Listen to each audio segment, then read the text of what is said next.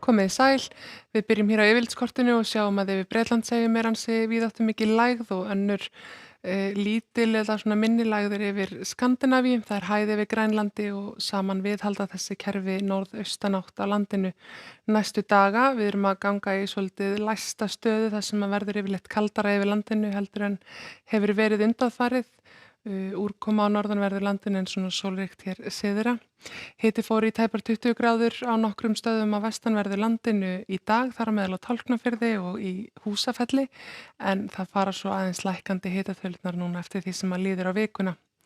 Við sjáum hérna að það eru þessar norðaustlægu áttir sem eru ríkjandi, það myndast smá lægðadrög bæði hér við suðurströndina og svo við norðausturhornið sem gera það verkum að vindáttin verður kannski aðeins meira af hafi suðaustan til heldur en hún verður af landi en þetta ber með sér úrkomu á norðanverðu landinu og má búast við rigningu eða skúrum þar næstu daga.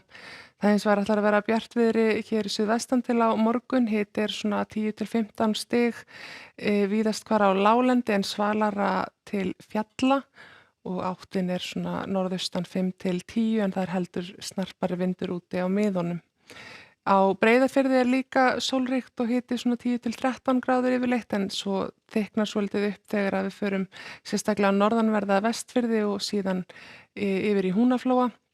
Gæti alveg verið skýja með köflum en svolítil súld eða þokuloft kannski sérstaklega við Tröllaskaga og eftir því sem við förum síðan austara þá magnast nú úrkoman heldur.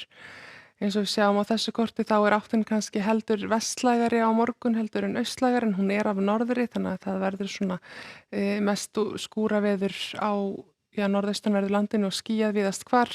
Hitatölunar talsvert lægri en þær hafa kannski verið undanfarið og hámarkið á morgun kannski ekki mikið hærra en 10 gráður.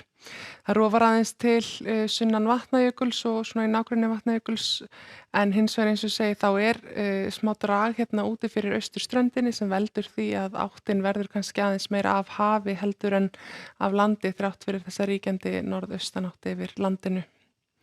Á fimmtudag er ósköp svipað veður í kortunum, það verður svolítið þétt úrkomusvæði yfir norðausturlandi, maður búist við því það rigni allavega frá Fnjóskadal og austur úr, jafnvel líka í Eyjafirðinum en það verður eitthvað meira skúraveður bæði við Húnaflóa og eins svona utanverðan Tröllaskaga en bjartara hér sunnan til, þar á meðal líklega á Snæfellsnesi en meira skýjað á Vestfjörðum.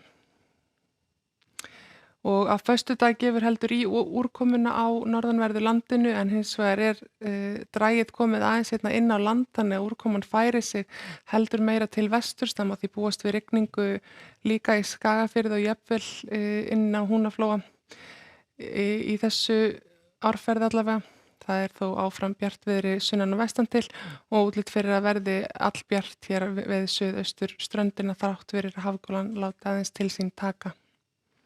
Á laugardag er áfram svipað veður, það er svalt norðan og norðaustanvert landið. Úrkoman verður þarna í annaðhvort formi rigningar eða skúra en það léttir líklega til norðvestan til allavega í djúpinu og þar suður af en kannski er eitthvað þokuloft eftir á ströndum.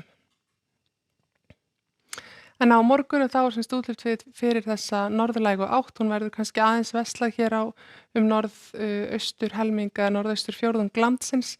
Þar er þá útlit fyrir skúri og svona svolítið þungbúið veður en það rofar víða til á norðvestanverðu landinu og hér syðra líka. Hiti víða svona 5 til 10 stig á norðaustan og norðanverðu landinu en 10 til 15 stig yfir daginn suðvestan til. Verið sæl.